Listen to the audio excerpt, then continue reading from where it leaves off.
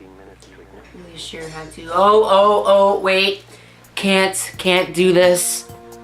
There's a thing in the corner of the video. That's ugly. Just get it out of the way. There we go. That should be better.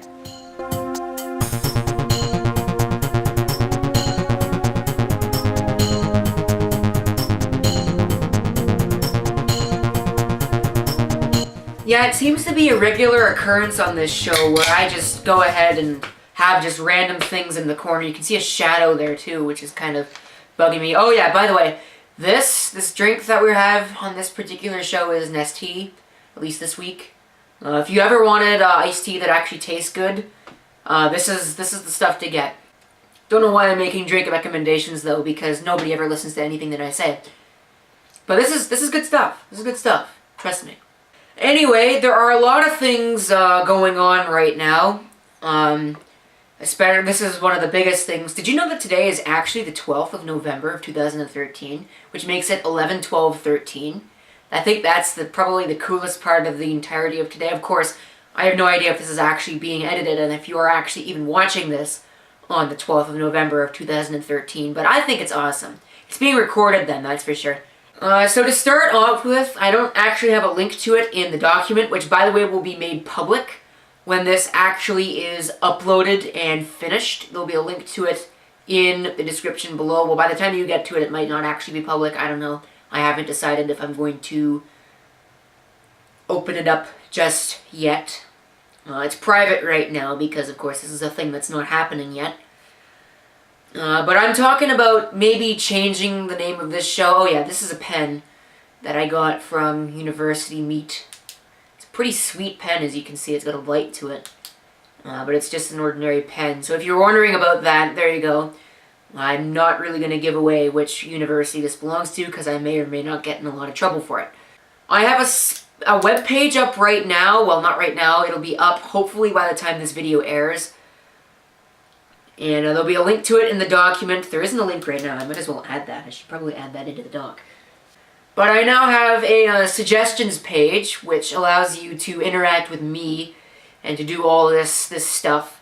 It allows you to send in it allows you to send in news articles for this particular show. And it also allows you to send in links, of course, which is probably opening up Pandora's box, but there is a password to it. And the password is displayed on the video right now. I have no idea what the password is right now because I haven't set it yet. So there you go. The password will be set, and you will have to enter that password in order to actually make a suggestion. So if you don't enter that password, you won't be able to actually make a suggestion. And I'm going to tell you right now, you should probably put your name there, because if you don't put your name in, then I won't use your suggestion. At least I won't use it on this show. I won't publicly mention it at all, because I like to give credit to people wherever credit is due. I don't come up with everything on the planet. So there you go. Speaking of web pages that I own, there's a plug for my website in here. You should really go visit it. Go take a look at it, at what it is. Now, there's a whole lot of stuff here that's actually missing. You can see there's a bunch of random stuff, even some things about me. And oh, look at that ugly guy in the picture. That's me. The one thing I really want you guys to take a look at, though, is GUI Central, which you can see on the screen right now, hopefully. This is probably the best part of the site. This is this part that I focus the most on because it is probably one of the hardest to do. Basically, what I do here is I review graphical user interfaces, such as the Windows 8.1 preview, and let's pick a random one here, React OS, and some things for Risk OS, of which there are none right now, but there will be soon. If you want to see a list of all the things that I've done in the past, well, there you go. I've actually had this set up for a very, very long time, since 2000 and, I believe, 2010. I could probably tell you that. I'm going to take a look at that right now. I believe it's 2010. Maybe not. And the computer just shut itself down, which is not very useful. That ticks me off. Alright, we are back with a vengeance. That took way too long. A lot longer than it should have. But where I was I was in the process of showing you the GUI Central website and that whatnot. So you should go there and actually take a look at some of this stuff. That was a voice crack there. Because a lot of it is actually really cool. And speaking of really cool, I am thinking of changing this not so cool name for this show to something that is quite a bit more cool. Or quite a bit cooler, if you prefer, which you probably do. But in any event, I'll be taking those suggestions. I'll be taking in articles that you guys find, if anybody actually even cares enough to submit any, which is a pretty big if because nobody really watches my videos anyways. That being said, let's move on and let's jump straight into it, shall we? So, the new Google Plus commenting system that a lot of people are actually making a pretty big deal about. So, basically, if you have been living under a rock for the last, I don't know, well, very long time, I think it's been about a week now, you will not know that YouTube has gone ahead, or actually more specifically Google, has gone ahead and forced Google Plus onto everybody that actually wants to make a comment on a video. So what that means is that if you don't have a Google Plus page or account or whatever, then you cannot post a comment on a YouTube video. You cannot rate a comment on a YouTube video. You cannot respond to comments on a YouTube video, even your own. Which caused a great outrage, and for good reason. So if you really wanted to hear what I actually think of the entire Google Plus thing, and what I think about the YouTube comments, I'll tell you right now. I don't like the Google Plus integration with YouTube. I don't like the new comments. I don't really like Google Plus. But did we really not see this coming? Google Plus has been around for, well, it's been a number of years now, and it was created in response to Facebook. And Facebook right now is pretty much untouchable, basically. I just went ahead and said it. As much as I dislike Facebook, it's untouchable. You can't beat it in the social media world. And that's that. Simply put. Google wanted to. They wanted to have their thing in there, so they created Google Plus. And by comparison, Google Plus has been a failure. But instead of admitting that it's a failure, Google has gone ahead and just started integrating it with YouTube. And to be perfectly honest, I saw it coming from a mile away. That doesn't mean I have to like it. That doesn't mean I like it at all. But I saw it coming. Google right now is covering up their ass with this Google Plus thing. They want it to seem like it isn't a failure. They're trying to boost the number of users they have. They don't care about active users. They care about total users. And they want to say, hey, we have this many total users on our site. Beat that. Well, of course, Facebook can beat it very easily because it has a lot more active viewers. But still, Google is covering up their ass. They don't want their Google Plus product to seem like a failure, a complete failure, and a liability to the company.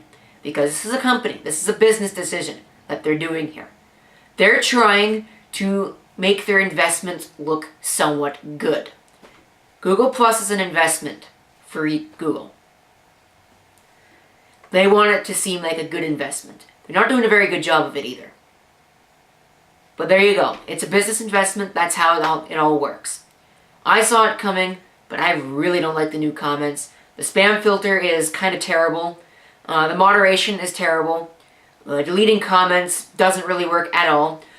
And last I knew, posting comments in Firefox doesn't work at all either. And for a Firefox user that has been using Firefox for the last 3 years on YouTube with the comment system that was there before and having it work for the majority of those 3 years, that's unacceptable.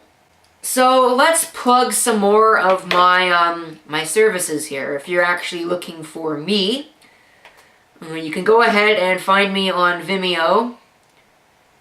If it loads, there's nothing here right now. I am on Vimeo, and this will change. I am hoping to upload some of my most popular videos tonight.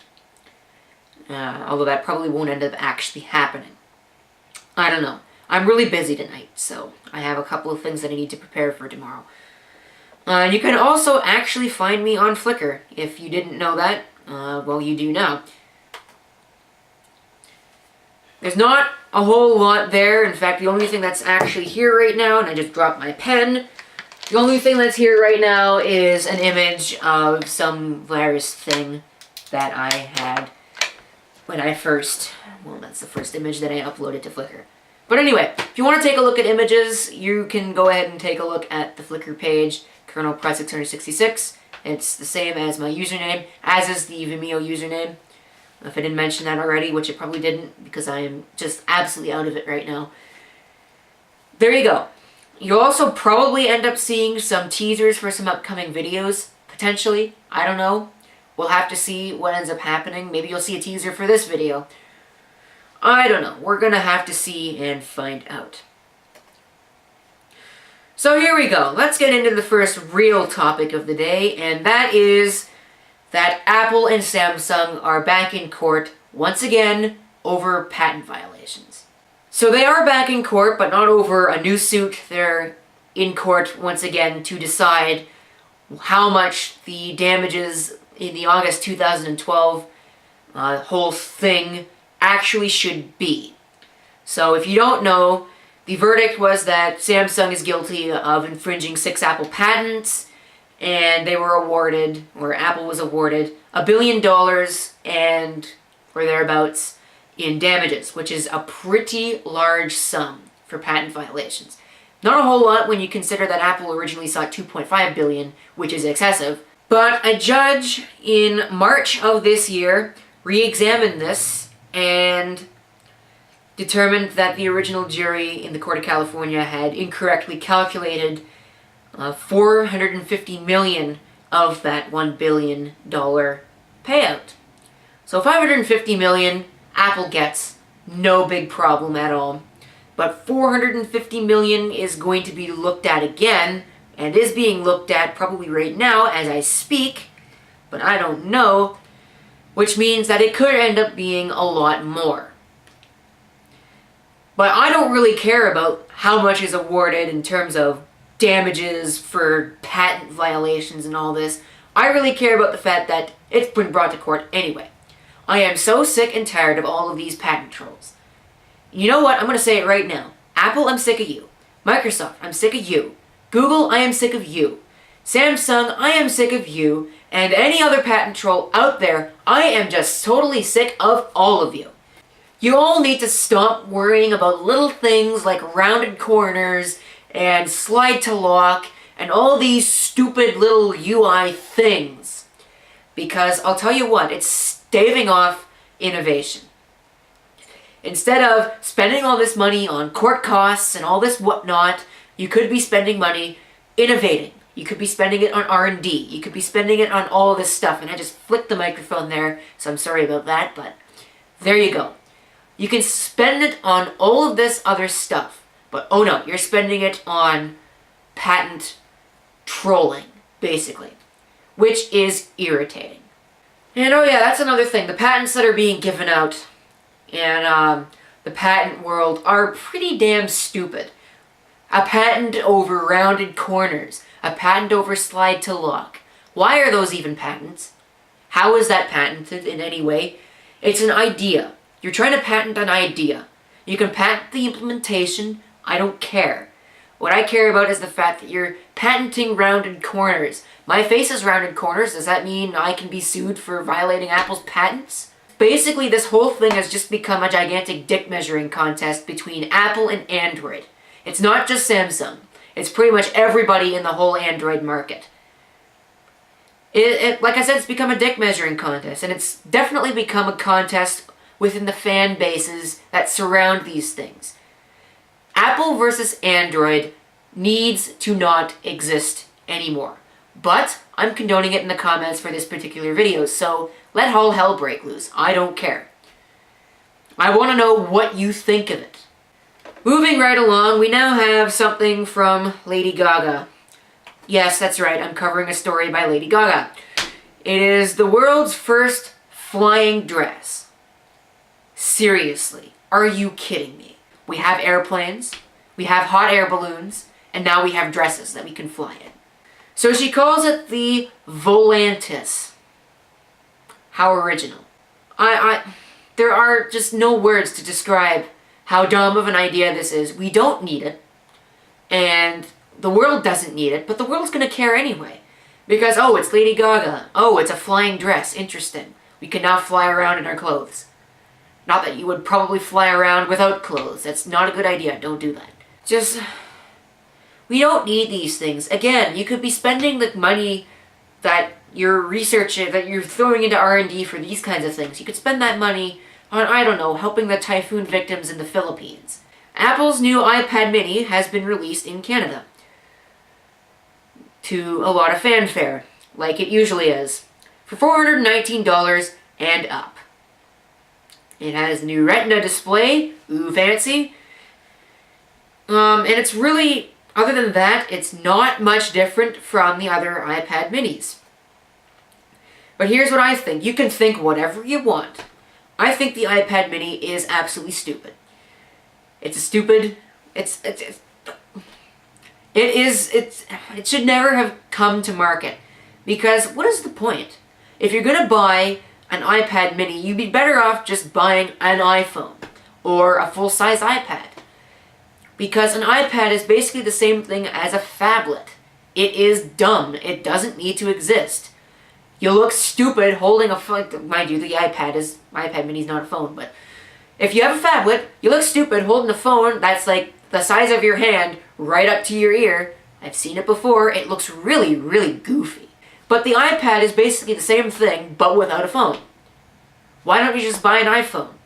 So, well, there you go. I'm sure there's a market for the iPad mini. That's why people keep buying them, and that's why Apple keeps making them.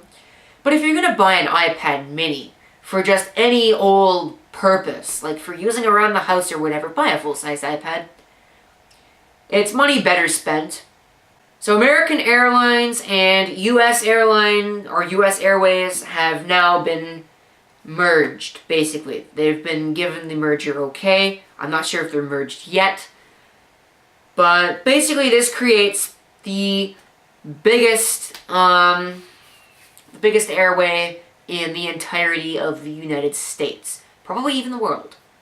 Basically, this doesn't really mean anything to anybody that's flying. It means that you're going to be on flights that are still going to the same places and all of that. I have no idea why I even bothered to cover this story, but well, there you go. So here's a huge failure for you. Some guy got past security on an American Airlines flight, which is probably why I covered the last story, because this ties into it very nicely. American Airlines flight using somebody else's boarding pass. And so when that real person, the person who the boarding pass belonged to, showed up at the airport and went to go fly, they were told, oh, you're already on this flight. How did this get passed? I don't know. But you know, really, instead of worrying about terrorists and all those kinds of things that are in airports, like airport security really worries about these kinds of things these days, instead of worrying about terrorists and all that whatnot, they should be worrying about boarding passes and making security better. I mean, come on. Something like this should never have actually happened. It's very rare. I know it's probably just one mistake. This is kind of ridiculous. To be perfectly honest with you, this is something that just should not actually happen. Oh yeah, this is one that I really don't want to cover at all, because to me, who the hell cares? The way I see it, who cares? So this is one of those things about Rob Ford, because it's just necessary to cover. I am Canadian, of course, so this is kind of more hitting close to home for me. But even I don't care. So why is this all over the news? Granted, okay, great, it's somebody in a position of power, a fairly high position of power, that is being a terrible role model for everybody that is under them, and they should not actually be in that position of power at all if they're going to do this, but this is being blown way, way, way too far. This is being blown out all over the place. It's a lot bigger than it actually needed to be. People are making a lot bigger deal than they need to be. I don't care about the fact that people are making a deal out of it, because it is kind of important that people know that this is actually going on. But it's been in the news for, well, a very, very, very long time. Probably about, maybe the last month, in fact. There have been things about Rob Ford this, Rob Ford that, Rob Ford is a terrible person, Rob Ford issued this video, Rob Ford was grilled by these people. So anyway, on to better things. The nanoparticle use in consumer items in the United States, and probably all over the place, is rising. Nanomaterials basically are things that are you can't see, like silver. They put silver nanoparticles in underwear. Underwear like what you may or may not be able to see in the picture. I don't know. We'll have to see if you can actually see it when I go ahead and edit this. But, well, anyway. So, this is kind of not a very big deal, although they're also slightly dangerous. Nanoparticles have been shown to be cause some health problems down the road, but the use isn't going to stop. People are going to continue, or companies are going to continue to use nanoparticles in their products. Just like, and I really hate to say this, but just like companies, or some companies that are small or that really don't care that much, are going to continue to use sweatshops. Sweatshops are going to continue to be a thing. It's just, we can't get around it, even though sweatshops are terrible, and I do not condone them, and I wish they would all go die in a fire. They're going to still be around for a very long time, and it's very unfortunate, but so is nanoparticles. Nanoparticles are going to be around for a very long time.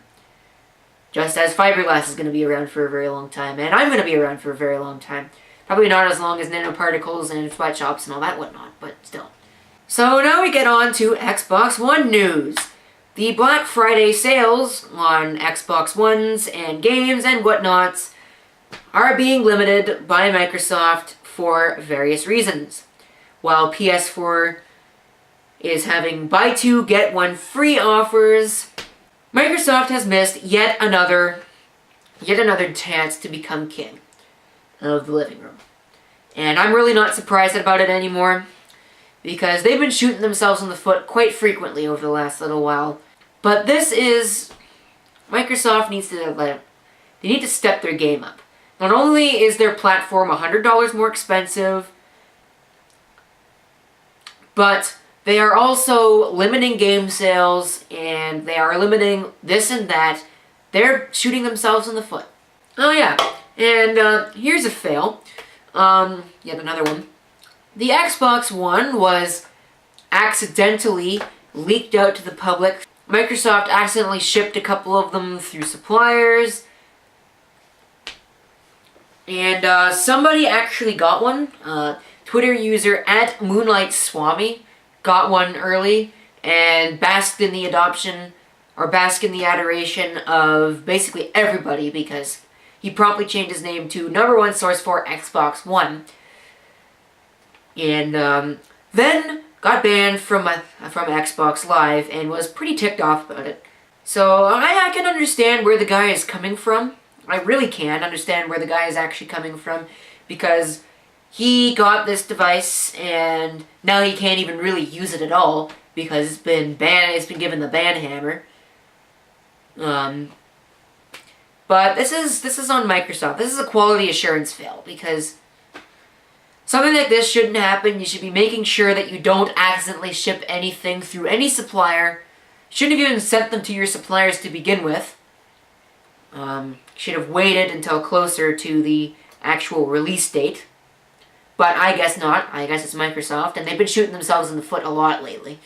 SkyDrive integration is going to be coming to Xbox One. Why are we surprised? I'm not personally a big fan of the whole cloud storage thing.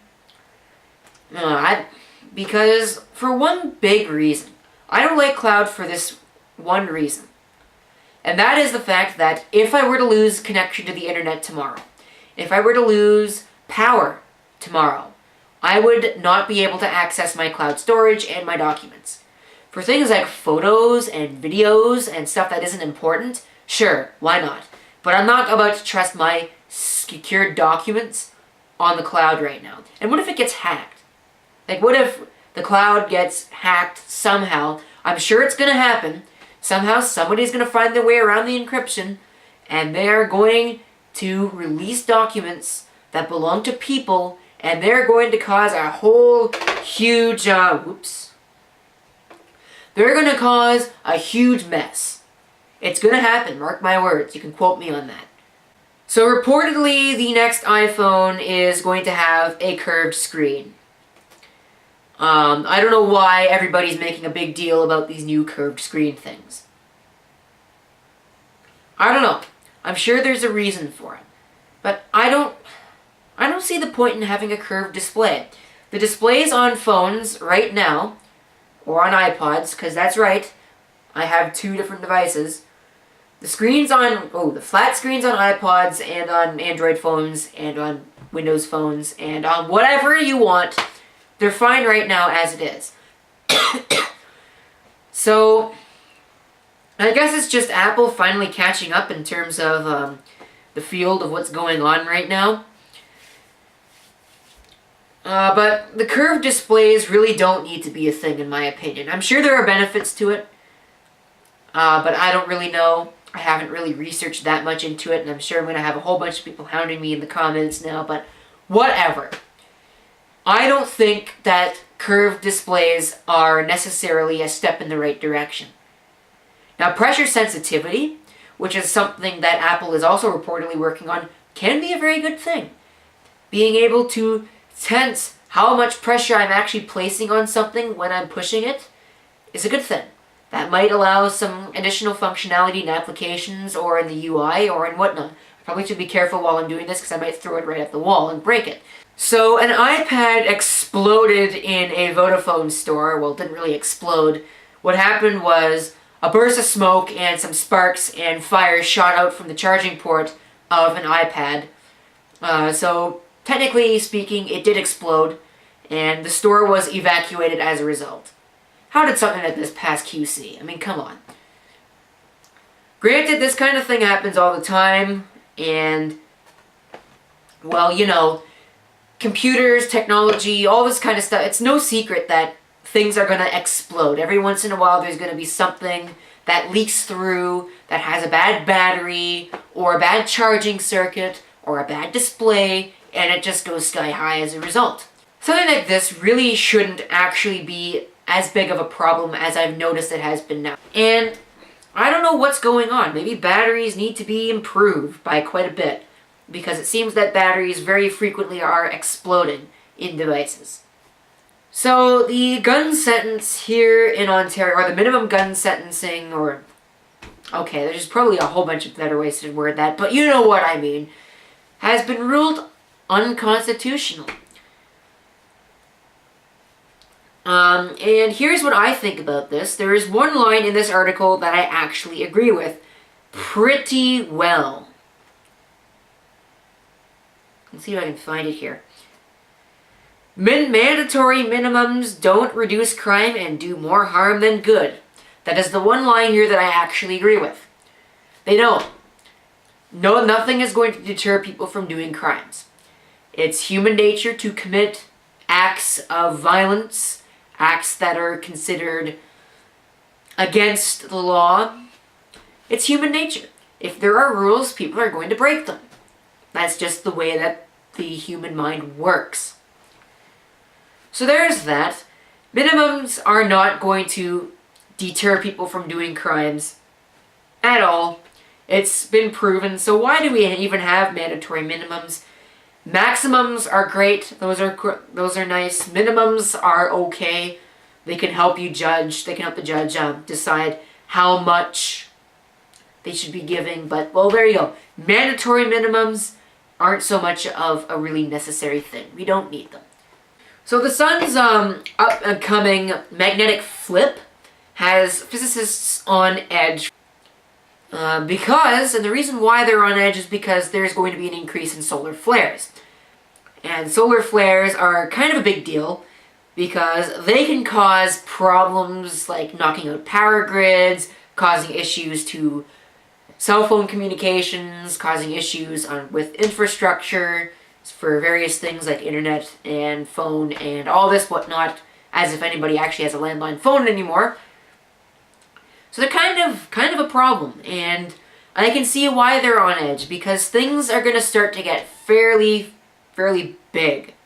Staffing the iPhone supply line with bogus documents.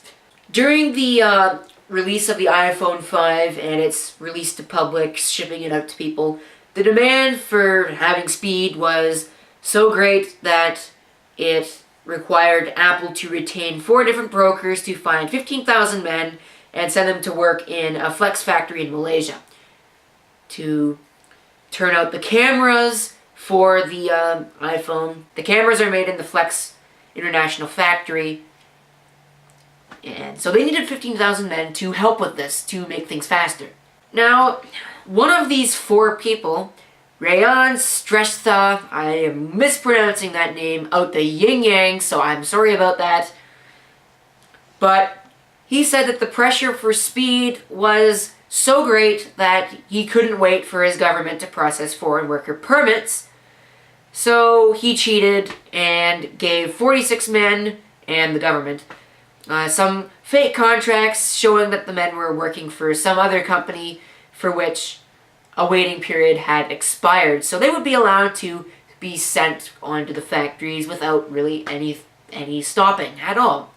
But it helped with the speed and it helped get the iPhone 5s out. Now, I'm not condoning cheating at all, because cheating is a bad thing. You should do things the legal way, but sometimes you do have to bend the rules a little bit in order to make things good. So, 2 months later, people are still waiting for their iPhone 5S. Why are people waiting this long for a phone? Seriously, that's the only question that I have. Why are people waiting for 2 months for a phone that they don't really need because they probably have an iPhone 5 or an iPhone 4S?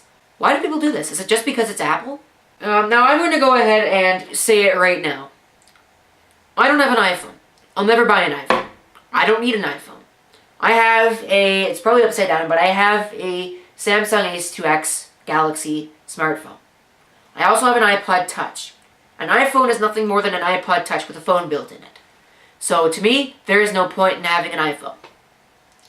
And really, the big thing that stops me from using my iPod Touch more often is the fact that in order to do really anything, I have to sync it up with iTunes. I don't want your program on my computer.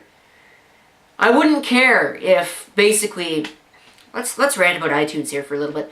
I don't like iTunes. I think iTunes is a piece of crap of software. Because number one, you can only have one iTunes window open at once, which is hugely inappropriate on a system that may very well have an i7 processor in it, which can run more than one application at once, more than one instance of an application at once. So why can't I have multiple windows? Number two, every time you plug in your iPod or your iPhone or your iPad or whatever, it asks you to sync the device up. In fact, it doesn't really even ask you, it just syncs the device up or tries to sync the device up. Seriously, are you kidding me?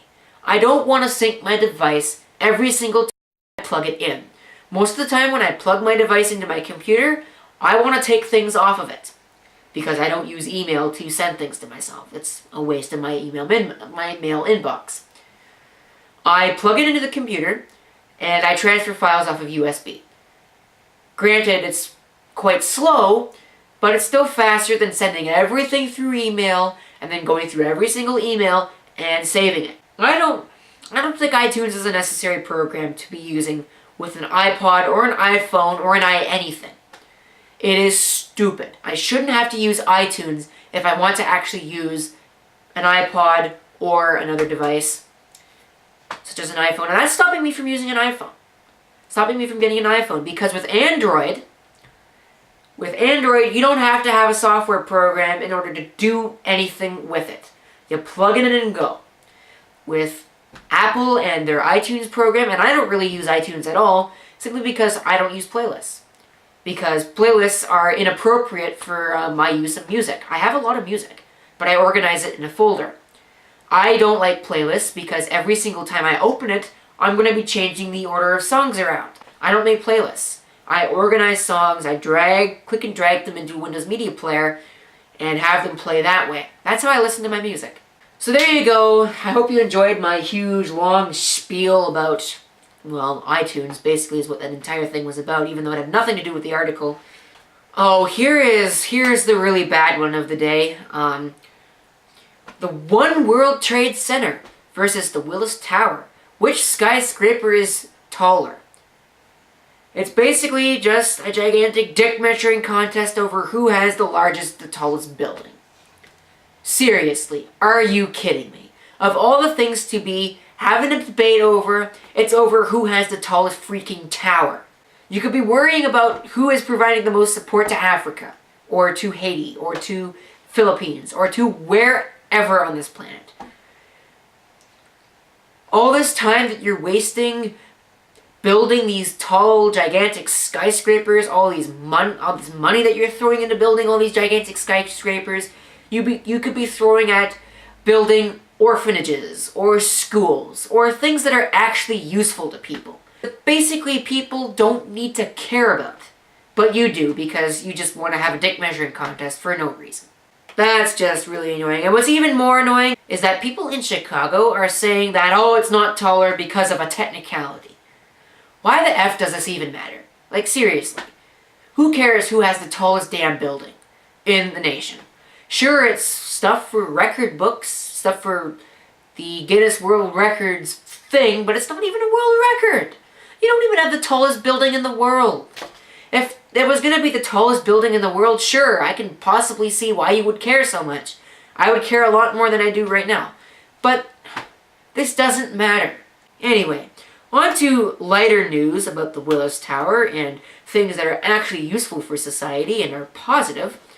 An extreme athlete overcomes cancer surgery and climbs the Willis Tower 4 days later. This is not just average Joe Blow climbing the building. This is a cancer survivor.